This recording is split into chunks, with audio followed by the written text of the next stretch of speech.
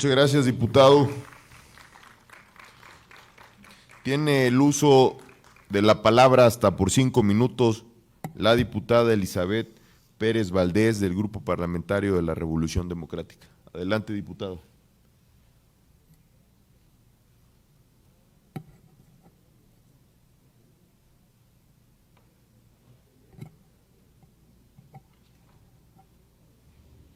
Gracias, buenos días. Roberto Salcedo Aquino, secretario de la Función Pública, bienvenido. Con la venia, diputados, diputadas. La corrupción en nuestro país es un cáncer. Erradicar la corrupción y ser transparentes son banderas políticas, pero cuando se accede al poder se olvidan. Hoy se protege la corrupción, se protege a los amigos y se persigue con este pretexto a los enemigos políticos, todos del Ejecutivo. Este gobierno no es diferente, así lo ha demostrado ya.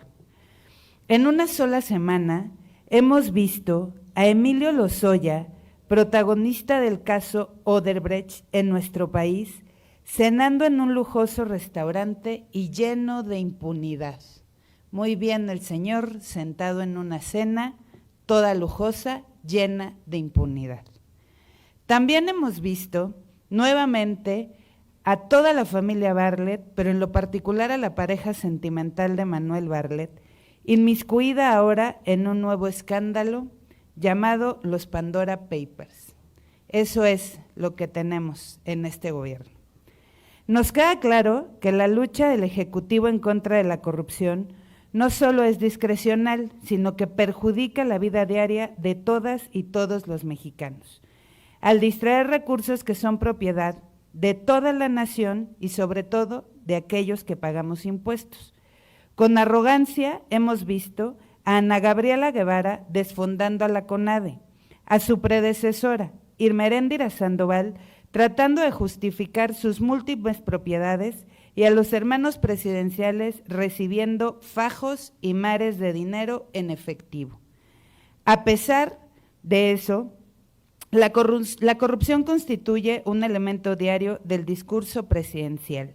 No podemos señalar ni un solo hecho que ponga en evidencia el compromiso del presidente para combatir la ilegalidad y, por supuesto, la corrupción.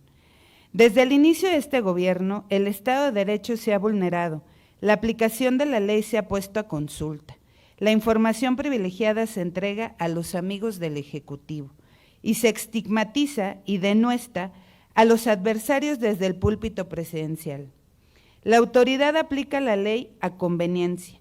Reiteradamente se ha negado el acceso a la justicia y a la reparación del daño de las víctimas, garantizando la impunidad de los delitos cometidos por los amigos del Ejecutivo y de la Cuarta Transformación.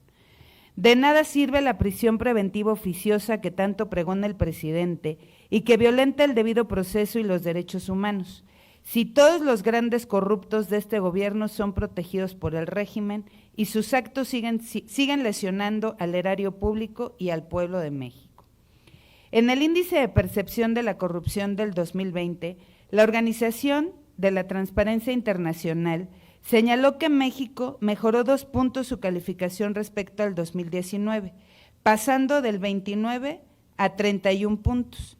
En términos relativos, escaló 6 lugares, pasando de la posición 130 en 2019 a la 124 en 2020 entre los países evaluados. No obstante, seguimos siendo el país peor evaluado de la OCDE y nos encontramos lejos de cómo estábamos calificados en el 2014. La falta de transparencia en la contratación pública, que a pesar del compromiso establecido en el Plan Nacional de Desarrollo 2019-2024 para prohibir las adjudicaciones directas, hoy 3 de cada 4 contratos del gobierno no son licitados, poniendo en juego un monto anual cercano a los 200,000 millones de pesos. El Sistema Nacional Anticorrupción surgió como una demanda de la sociedad civil que obligó al Congreso de la Unión entre el 2016 y 2017 a generar un mecanismo eficiente de vigilancia del servicio público y de las empresas particulares con las que se contratan obras y servicios. En ese contexto, la Secretaría de la Función Pública, que usted aquí representa, desempeña un papel fundamental para la prevención y detección que desarrolla el sistema en su conjunto. Esta Secretaría es responsable de vigilar a los funcionarios públicos federales y el proceso de contratación del gobierno federal, auditar la aplicación de recursos y coordinar a los órganos internos de control de las dependencias federales. Todo ello con el objeto de que el sistema pueda operar para evitar la comisión de este tipo de conductas. El 25 de febrero del 2020 se publicó en el Diario Oficial de la Federación el acuerdo por el que se aprueba la Política Nacional Anticorrupción, producto de la confluencia de miles y múltiples de esfuerzos con el objeto de diseñar un instrumento de política pública de amplio espectro que incida en el ejercicio público federal de estados y municipios. En ella, la actuación de la Secretaría de la Función Pública es fundamental y su éxito depende en gran parte del compromiso político de su titular, diputada, del que hemos visto muy poco. En el grupo parlamentario del PRD estamos convencidos de la necesidad de limpiar el ejercicio del servicio público de prácticas nocivas. Sin embargo, más allá de la retórica, no hay ninguna acción concreta de su gobierno en contra de la corrupción. Secretario, usted tiene por delante todavía 3 años para marcar la diferencia. Esperamos que desde el Ejecutivo se lo permita. Por último, condenamos la represión gubernamental en contra de los trabajadores de la construcción de Dos Bocas, Tabasco, quienes reclaman mejores condiciones para laborar, sueldos diputada, y prestaciones de ley. Hoy preguntamos, ¿para las y los trabajadores si hay balazos y no abrazos? Gracias. Buenas tardes. Muchas gracias. Con esta intervención damos por concluida la etapa de posicionamientos de los grupos parlamentarios.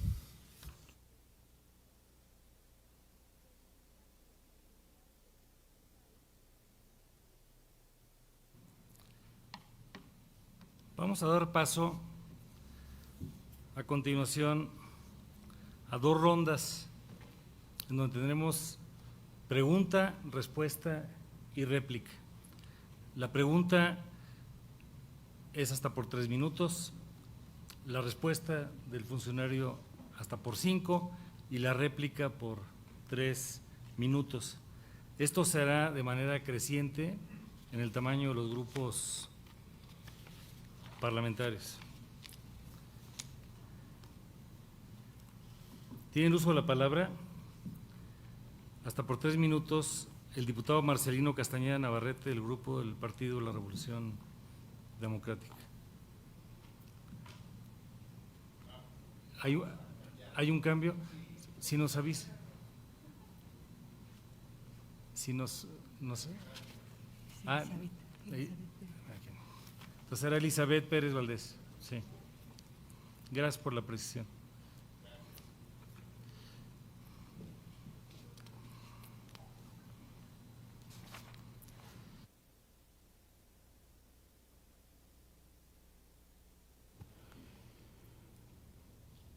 Secretario, el que usted ocupa es uno de los puestos con mayor trascendencia en el quehacer administrativo federal debido a las facultades en materia de seguimiento y control del gasto. Sin embargo, su gestión y el de su predecesora no solo han sido poco eficientes en el combate a la corrupción, sino que han encubierto y protegido a personajes sobresalientes de la Cuarta Transformación como Ana Gabriela Guevara, Manuel Bartlett y la propia Irma Heréndira Sandoval y sus allegados. Todos ellos han sido señalados por actos poco transparentes y para los que no han dado explicación alguna. Desde la perspectiva de nuestro grupo parlamentario, hay gestiones grises que pasan por la administración sin pena ni gloria. En el caso de quien encabezaba la titularidad de esta secretaría es lo contrario.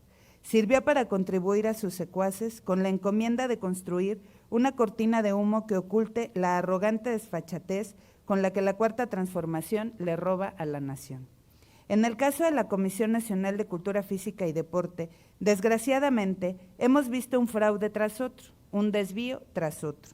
Después de que se denunciaran irregularidades en 280 millones de pesos ejercidos en el 2018 por Alfredo Castillo y que ocasionaron el congelamiento de las cuentas de la comisión.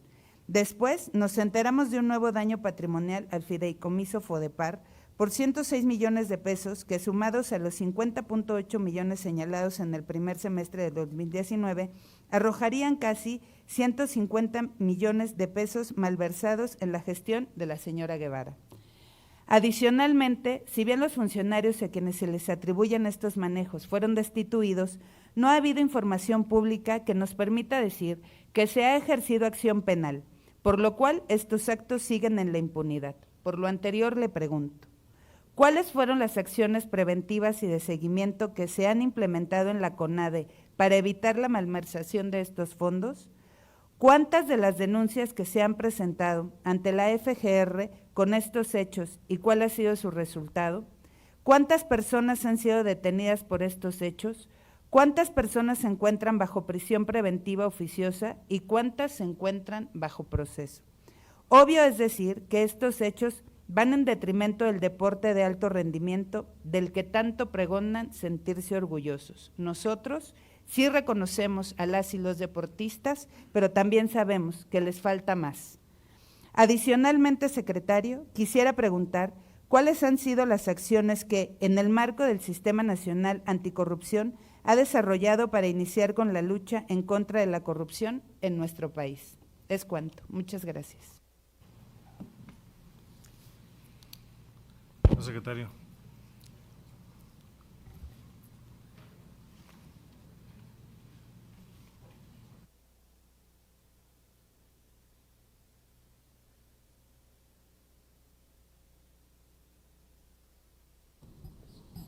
Agradezco las consideraciones de la diputada Pérez Valdés y su preocupación porque esta secretaría a mi cargo funcione.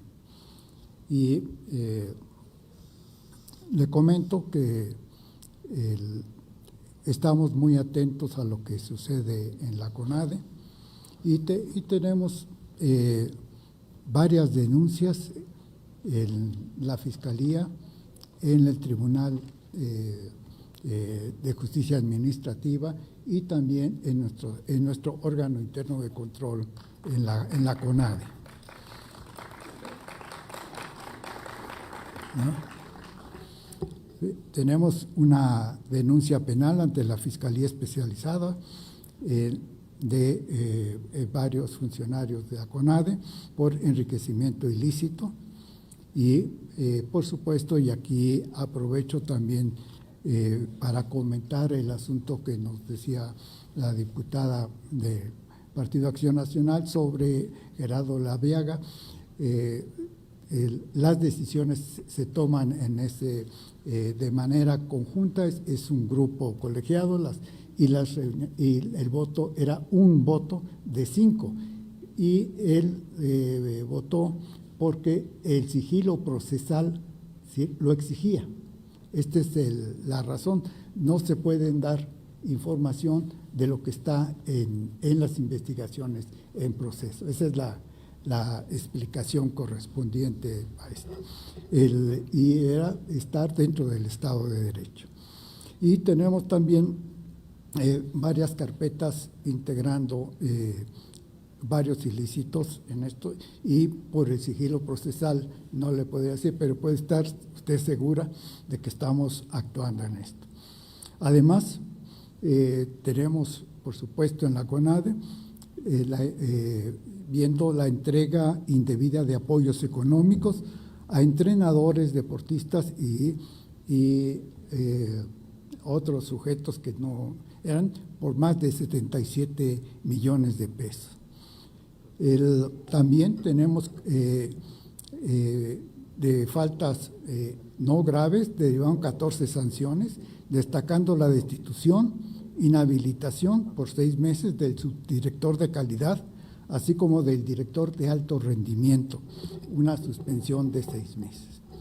Tenemos también las costumbres graves, están ya consignadas en el Tribunal de Justicia Administrativa y se les está dando seguimiento como es nuestra obligación. Y tenemos otras investigaciones por 9.5 millones de recursos asignados sin las comprobaciones correspondientes, ¿no? Tenemos también en estudio 71 contratos de prestadores de servicios que nosotros tenemos dudas sobre ellos y tenemos unas auditorías a cada uno de estos. Entonces, estamos con la lupa en la CONADE, tenga usted la certeza, y varios asuntos ya están en la Fiscalía como deben ser.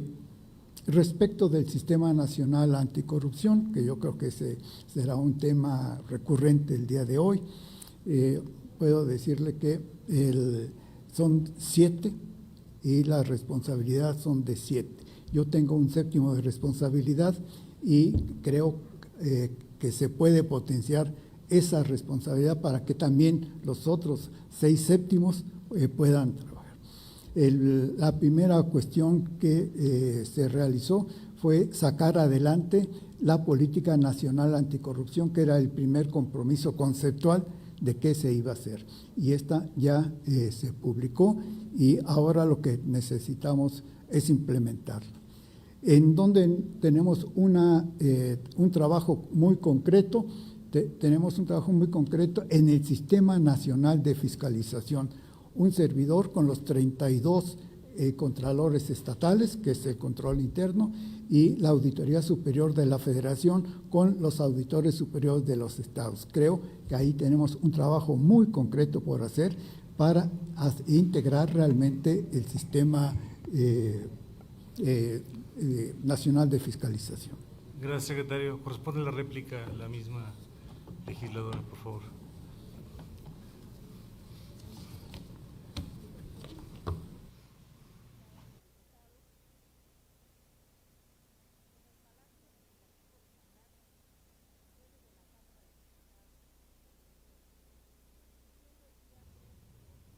Gracias. Muy breve, secretario. Se agradecen los datos vertidos. El tema es que los mismos no resuelven el problema de fondo. Los titulares de las instancias, en este caso de la CONADE, no tienen ninguna investigación y al final ella es quien debe de responder por las actuaciones de las personas que le colaboran a su alrededor.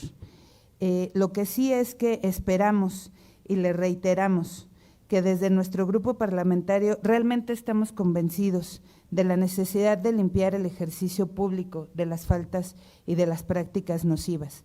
También esperamos que estos 3 años que tenga por delante, a usted y a todo lo que le rodea se le permita trabajar con eficiencia para que esto que hoy nos presenta, la próxima comparecencia, tenga realmente, además de los datos sólidos, sí la posibilidad de investigar a quienes son los titulares de cada una de las instancias de gobierno. Muchas gracias.